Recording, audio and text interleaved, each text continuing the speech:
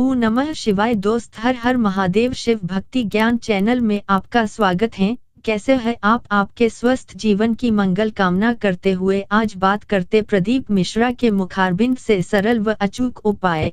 माता सीता जब विवाह कर कर अयोध्या में आई, अवधपुरी में माता जानकी आई, पर 8 रात्रि तक माता जानकी ने अवधपुरी का भोजन नहीं करा, अयोध्या का भोजन ग्रहण नहीं करा। क्यों? दशरथ जी ने जाकर कहा, बहुरिया क्या बात है, तुम अवधपुरी का भोजन क्यों नहीं करती हो? बहू कहती है, नहीं पिताजी मुझे भोजन नहीं करना है। क्यों, कुछ दिक्कत है क्या? नहीं नहीं। इतने में कौशल्या मैया ने आकर कहा, बहू क्या बात है, तुम अयोध्या का भोजन क्यों नहीं कर रही हो, अवधपुरी का भोजन क्यों ग्रहण नहीं कर रही हो? नहीं माँ कोई बात नहीं। पानी क्यों नहीं पीती तुम अयोध्या का? 8 दिन हो गए। नहीं कहा। सुमित्रा माँ को भी कुछ नहीं कहा, पर कैकेयी माता जब आई और माता कैकेयी ने आकर पूछा, बहू ऐसी क्या बात है जो तुम अयोध्या का भोजन नहीं करती हो, अवधपुरी का पानी नहीं पीती हो? ऐसा क्या हो गया? आज तुम्हें 9 दिन हो गए, ना तो तुमने अयोध्या का पानी पिया न भोजन किया, आखिर बात क्या है? तब माता सीता ने कहा, माँ मेरे पिता जनक जी कहते हैं, और जनक जी कोई साधारण नहीं थे, संतों के भी संत जनक महाराज थे। माँ मेरे पिता जनक जी कहते हैं, जिस घर में भांजे की हत्या हुई हो उस घर का ना तो पानी पिया जाता है ना भोजन किया जाता है। कैकेयी ने कानों पर हाथ रख लिया, कैसी बात कहती है, तो इस अवधपुरी में किसने भांजे की हत्या कर दी? माता सीता ने कहा, मेरे ससुर दशरथ भांजे के हत्यारे। अग्नि की तरह बात पूरी अवधपुरी की ओर फैल गई, और अयोध्या में जब दशरथ जी के कानों में शब्द गया कि मेरी बहू ने मुझे पर भांजे की हत्या का दोष लगाया है, तब दशरथ जी को वो चरित्र याद आ गया। जब पहुंचा सरयू तीर भरन को नीर, विपत्ति का मारा जल भरने गया बेचारा। श्रवण पानी को आया था, वो जल में तुम भी डुबोया था, अरे धोखे से मारा बाण कलेजा फाड़ा, जल भरने गया बेचारा। तब श्रवण कुमार ने शब्द कहा था दशरथ जी को देखकर, मामा जी भेद बता देना, पितु मात को नीर पिला देना, मेरे पांव पड़ी जंजीर हुआ अंधियारा, जल भरने गया बेचारा। तो श्रवण कुमार का शब्द सुना दशरथ जी ने कहा, तूने मुझे मामा कैसे कह दिया? तो इतने में श्रवण कुमार कहते हैं, मामा मेरी माँ से मैं रोज पूछता था, माँ मेरे मामा कैसे लगते हैं? तो मेरी माँ ने कहा था, तेरे मामा के मस्तक पर सूर्य वंश का तिलक है, आपके मस्तक पर तिलक देखा इसलिए आपको मामा कह दिया। ये कंपनी का ट्रेडमार्क है कि कौन सी ब्रांड के हो? क्या मस्तक का तिलक? 2 चीजें कंपनी की है हमारे पास, एक मस्तक का तिलक, एक गले की माला, तुलसी की माला, रुद्राक्ष की माला। ये कंपनी का ट्रेडमार्क है। जो CFL का बल्ब बेकार हो जाता है बेकार, अगर समय से पहले बेकार हो जाए तो वो कंपनी में वापिस हो जाता है। मस्तक पर तिलक लगा है, गले में तुलसी की माला, रुद्राक्ष की माला तुम्हारे गले में है, अचानक मालूम पड़े अटैक आ गया, शुगर बढ़ गई, ब्लड प्रेशर बढ़ गया, एक्सीडेंट हो गया, और तुम्हारे मुंह से राम नहीं निकला, कृष्ण नहीं निकला, शिव नहीं निकला, मत निकलने दो। अगर तुम्हारे मस्तक पर तिलक लगा है और तुम अचानक मर गए, राम नहीं निकला, कृष्ण नहीं निकला, मत निकलने दो। और मस्तक पर अगर तिलक लगा है, यम के दूत बंदी बनाने आएंगे तो पहचान जाएंगे ये नरक ले जाने वाला जीव नहीं, इसके मस्तक पर कंपनी का मार्क लगा हुआ है, ये तो शंकर के धाम में जाएगा, ये कैलाशपति के धाम में जाएगा। इसलिए मस्तक पर या तो त्रिपुंड खींचो, सत्यम शिवम सुंदरम, ये शिव का है। बिंदी लगाओ, ये माँ जगत जननी की है। नारायण तिलक लगाओ, ये मेरे भगवान श्री कृष्ण कन्हैया का है। त्रिपुंड तिलक लगाओ, खड़ा 2 सफेद बीच में लाल, ये मेरे नारायण का। ये कंपनी का मार्क है। कौन सी ब्रांड का है? जाएगा कहाँ? किसी किसी के मस्तक पर तिलक ही नहीं रहता तो मालूम ही नहीं पड़ता कि दिल्ली मेट तो नहीं है। कंपनी तो दिख ही नहीं रही है कि कौन सी कंपनी का है। कंपनी लिखिए, चाइना का माल दिखता है, कंपनी नजर नहीं आ रही है। विशेष कोई कंपनी तो दिखे।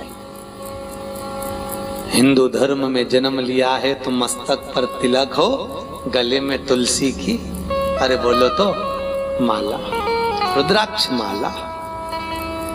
क्यों? कभी कभी ऊपर का लेवल मिट भी जाए तो अंदर का लेवल काम आ जाए, कि कंपनी दिख जाए कौन की है। मीराबाई से राणा ने कितना कहा था कि तुलसी की माला छोड़ो मेरी मीरा, तुम पहनो 9 लख हार, मीरा तेरो क्या लागे, अरे क्या लागे री गोपाल, मीरा तेरो क्या लागे। मीराबाई बोली, है राणा तुलसी की माला नहीं छोड़ो राणा, अरे यही तो हमारो श्रृंगार, मीरा तेरो क्या लागे। ये नहीं छोड़ सकते। पर दुनिया के लोग सारी वस्तुएं अच्छी लगती है, पर तुलसी की माला गले में चुभती है। कहा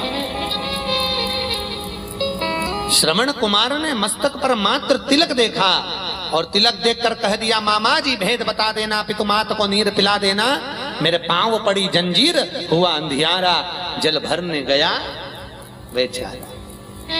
तूने मुझे मामा कह दिया? हाँ मेरे मामा, ये जल ले जाना। जब श्रवण कुमार पात्र दिए, जल लेकर जब दशरथ जी पहुंचे, तब दशरथ जी ने क्या देखा कि सुहांगी दशरथ जी महाराज की बहन जो शांति मुनि के साथ बैठी हुई थी, बहन को देखकर आंसू ढलक गए। मेरे हाथ से भांजा मर गया, भांजा गया। दशरथ जी को याद आ गया, जनक जी ने अपनी बेटी को गलत ज्ञान नहीं दिया, सत्य है भांजा मरा है, पर ये भांजे की हत्या के दोष को मिटाया कैसे जाए। विश्वामित्र जी उस समय पर वहीं विराजे थे। विश्वामित्र जी ने कहा, एक काम करो, शास्त्र कहता है 10,000 ब्राह्मण को एक जगह पर बिठाकर भोजन करा दो तो भांजे की हत्या का दोष मिट जाएगा। पूछो सीता से, करा दें? सीता जी ने कहा, मेरे पिताजी ने ऐसा नहीं बताया। कई कई बहुएं होती हैं मायके के मेथड से चलती हैं। उसको सास बताए कि बेटा तिल्ली का लड्डू ऐसा बनता है, सीरा ऐसा बनता है, तो नहीं बनाएगी, पर मम्मी ने जैसा बताया ना वैसा वो बना लेती। उसको इतना ज्ञान होता है कि मेरी माँ ने ऐसा बताया। कई कई अब कहा सीता जी बोली, मेरे पिताजी ने ये नहीं बताया कि 10,000 ब्राह्मण को भोजन कराओ तब भांजे की हत्या का दोष मिटेगा। तो दोष मिटेगा कैसे? सीता जी ने कहा, मेरे पिताजी ने बताया, ऐसा कोई ब्राह्मण जिसने ना कभी किसी के घर में खाया हो, ना पानी पिया हो, ना किसी के मुंह झूठा करा हो, ऐसे ब्राह्मण को भोजन करने बुलाओ तो भांजे की हत्या का दोष मिट जाएगा। अब पूरी अयोध्या में देखा तो ऐसा बामण नहीं मिला। गोरखपुर में है क्या? पूरी अवधपुरी में देखा ऐसा ब्राह्मण, पूरी अवधपुरी के अंदर।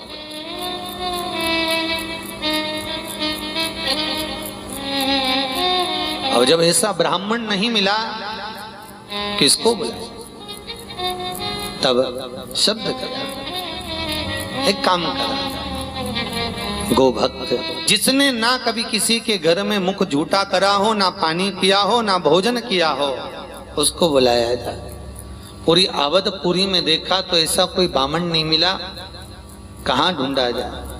तब जनकपुरी में प्रश्न गया, जनक जी महाराज के पास में संवाद गया, तो जनक जी से कहा गया, श्री सगा जी महाराज, समधी जी, कोई ऐसा ब्राह्मण जिसने ना कभी किसी के घर में पानी पिया हो, ना भोजन किया हो, ऐसे ब्राह्मण को भेज दीजिए। तो जनक जी ने पत्र लिखकर भेजा, ऐसा कोई ब्राह्मण नहीं है। हाँ, एक ब्राह्मण है जिसने ना कभी किसी के घर पाया भोजन, ना पानी पिया, उसका नाम लंका का राजा रावण है। एक ही है पूरी पृथ्वी पर। क्यों है? ब्राह्मण, पर प्रवृत्ति राक्षस की है। इसलिए ऐसे राक्षस को कोई घर में भोजन करने नहीं बुलाता, उसको तुम बुलाओ। पत्र लिखा और दशरथ जी ने पत्र भेजा, श्री रावण जी महाराज आप हमारे यहाँ भोजन करने पधारो। वो पत्र जो गया वो मंदोदरी के हाथ लग गया। किसके हाथ लगा? अब अभी कथा में था कि गांधारी पत्नी है, वेद व्यास जी ने उसके नाम के आगे धर्म शब्द संबोधित नहीं किया, पर मंदोदरी के नाम के आगे क्या लिखा है? धर्म पत्नी। पत्र गया तो मंदोदरी के हाथ में लग गया और मंदोदरी ने वो पत्र पढ़कर तुरंत रावण के पास में जाकर कहा, स्वामी तुम ब्राह्मण कुल में जन्मे और ब्राह्मण कुल में जन्म लेने के बाद तुमने कभी ब्राह्मण कर्म नहीं करा। रावण कहते हैं, मंदोदरी ब्राह्मण कर्म क्या? शंकर जी की आराधना करता हूँ, ये ब्राह्मण कर्म नहीं तो और क्या? मैं भगवान शिव का अभिषेक करता हूँ, ये ब्राह्मण कर्म नहीं तो और क्या? ब्राह्मण कर्म और क्या है? मंदोदरी कहती है, ये तो ब्राह्मण कर्म है, पर एक ब्राह्मण का कर्म और है कि जजमान के यहाँ भोजन करने जाए और दक्षिणा लेकर आए। रावण बोला, मेरे जैसे दशानंद 10 ग्रीवा को कौन भोजन कराएगा? किसको अपने खजाने खाली करवाना है? मंदोदरी बोली, ये तो फालतू की बात है ना, आप जाओ तो बात है ना। इसको कहते हैं धर्म पत्नी, जो पति को धर्म के पथ पर भेज रही है। आप जाओ तब तो। रावण कहने लगा, कहां जाना है? अवधपुरी के राजा दशरथ जी के यहाँ भोजन करने जाना है। ठीक है। रावण ने अपने मस्तक के मुकुट को जमीन पर रख दिया, क्योंकि रावण विद्वान था, उसको मालूम था अहंकार का मुकुट लेकर जाऊंगा तो मुझे राम नहीं मिल पाएंगे। रावण को मालूम था। एक बार दशरथ जी महाराज ने मस्तक पर मुकुट पहन रखा था और राम को ढूंढने के लिए गए थे। आप लोगों ने सुना होगा। माता कौशल्या जी बोली, जाओ जरा प्रभु राम जी को लेकर आइए। दशरथ जी महाराज गए और राम जी को पकड़ते रहे, पर राम हाथ में ही नहीं आए, और आ भी गए तो लेकर बैठे गोद में, और गोद में लेकर बैठे तो राम उनकी गोदी से नीचे खसक गए। क्यों? क्योंकि राम जी को लगा पिताजी के मस्तक पर मुकुट विराजमान है, और मुकुट विराजमान है तो यहाँ ये राज्य सिवेश में बैठे हैं, ये मेरे पिता बनकर नहीं, भगवान नीचे को। रावण ज्ञानी था, उसको मालूम था अहंकार का मुकुट पहन कर जाऊंगा राम नहीं मिलेंगे। अहंकार में 3 गए, धन वैभव और वंश, ना मानो तो देख लो रावण कौरव और कंस। उतार दिया मुकुट, गए और जाते से सूचना मिली दशरथ जी महाराज को, कोई लंका का रावण आया है, लंकेश आया। दौड़े दशरथ जी महाराज, दौड़ कर गए,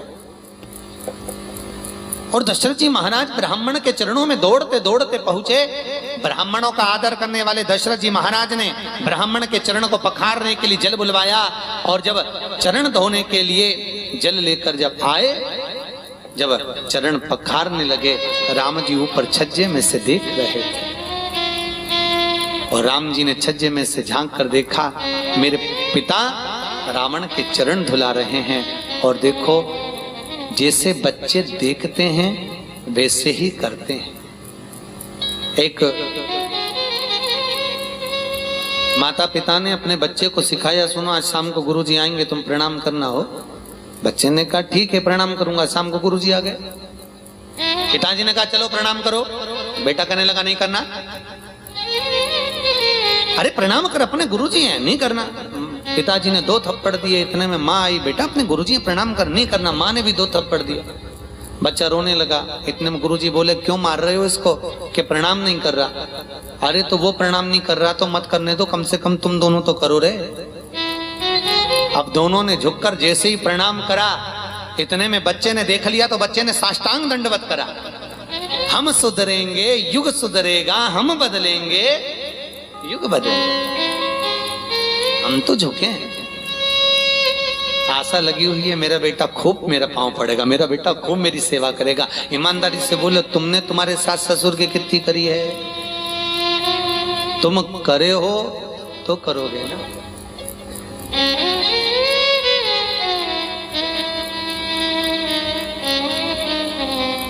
सेवा करो तो लाभ हो। अब यहां सेवा करी ही नहीं है तो लाभ क्या होगा? आज दशरथ जी महाराज ने रावण के चरण पखारे, राम जी ने देख लिया और राम जी ने विचार कर लिया आज मेरे पिता ने चरण पखारे, एक बार मैं भी जरूर पखारूंगा। और जब रामेश्वर धाम की स्थापना हुई, हनुमान जी से कहा गया कोई विद्वान पंडित लाओ। हनुमान जी ने विभीषण से पूछा, विद्वान पंडित कौन मिल सकता है? तो कहा, मेरे भाई लंकेश के बराबर कोई विद्वान नहीं। मंदोदरी से प्रार्थना कर कर रावण को लेकर आए थे और रावण ने बैठकर रामेश्वर धाम की स्थापना करवाई थी। तब राम जी ने रावण के चरण पखारे थे, तब रावण ने आशीर्वाद दिया था, राम विजय भव। राम को आशीर्वाद दिया विजय भव। तो हनुमान जी ने कोनी मारकर कहा, क्यों रे रावण हार गया? अभी से हार गया? रावण कहता है, हारा नहीं हूं, पर जिस जगह पर मैं बैठा हूं वो एक गुरु की गादी है, और गुरु की गादी पर कोई भी ब्राह्मण आता वो यही आशीर्वाद देता, इसलिए मैंने विजय होने का आशीर्वाद दिया। और अन्यथा युद्ध के मैदान में तो राम मेरा दुश्मन है, उससे युद्ध जरूर करूंगा। भोजन का बोलिए महाराज, भोजन क्या बनाया जाए? रावण बोले कि जिसके कारण मैं भोजन करने आया वो भोजन बना। सीता जी से कहा, आप भोजन बनाओ। माता जानकी ने भोजन बनाया, रावण को भोजन कराया, रावण भोजन करा। दशरथ जी ने कहा, बोलो ब्राह्मण देवता, दक्षिणा क्या दूं? रावण कहता है, दक्षिणा आपसे नहीं लूंगा, जिसके कारण मैं भोजन करने आया हूं दक्षिणा वो देगी, उसको बुलाओ। सीता जी हाथ जोड़कर खड़ी थी, बोलिए ब्राह्मण देव, दक्षिणा क्या दी जाए? इतने में लंकेश सीता जी को देखता है और सीता महारानी रावण को देखती है कि ये वही रावण है जो जनकपुरी में युद्ध के मैदान में धनुष यज्ञ के समय पर आया था। बोलो ब्राह्मण देवता, दक्षिणा क्या दूं? लंका का राजा रावण कहता है, जानकी जी दक्षिणा मांगूंगा वो दे दोगी? सीता जी कहती है, ब्राह्मण देवता मांगिए तो शरीर जरूर देंगे, क्या चाहिए आपको? इतने में माता सीता के सामने लंका का राजा रावण कहता है, जानकी मैया अगर दक्षिणा में देना चाहती हो तो मुझे मेरी मुक्ति दे दीजिए। क्या दे दो? जम के तो बोलो, मुक्ति दे दीजिए। सीता जी ने उसी समय कहा, ब्राह्मण देव दक्षिणा में मुक्ति भी दे देती अगर तुम मेरे पिता जनक के यहाँ जीवने आते।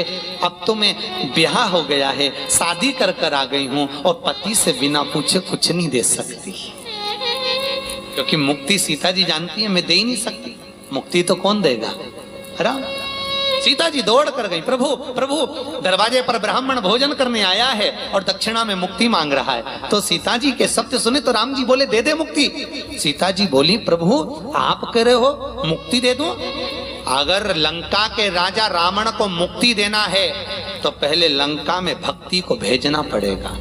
जब तक हृदय में भक्ति नहीं विराजमान होगी तब तक मुक्ति कैसे हो पाएगी नाथ? तो राम जी कहते हैं, मैं लंका में भक्ति भेज दूंगा।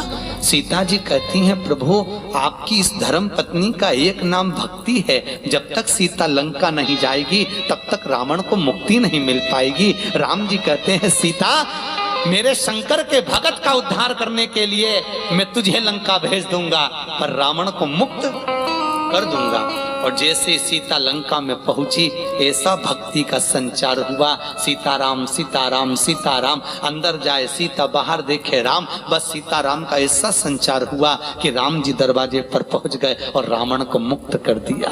रावण मुक्त हो गया। ये शिव महापुराण के चरित्र। हम आशा करते हैं कि भगवान शिव आपकी सभी मनोकामना पूर्ण करें। इस उपाय को करना न भूले। आज वस्त्र इतना ही, फिर मिलते हैं नेक्स्ट वीडियो में। वीडियो अच्छी लगी हो तो सब्सक्राइब व लाइक जरूर करें।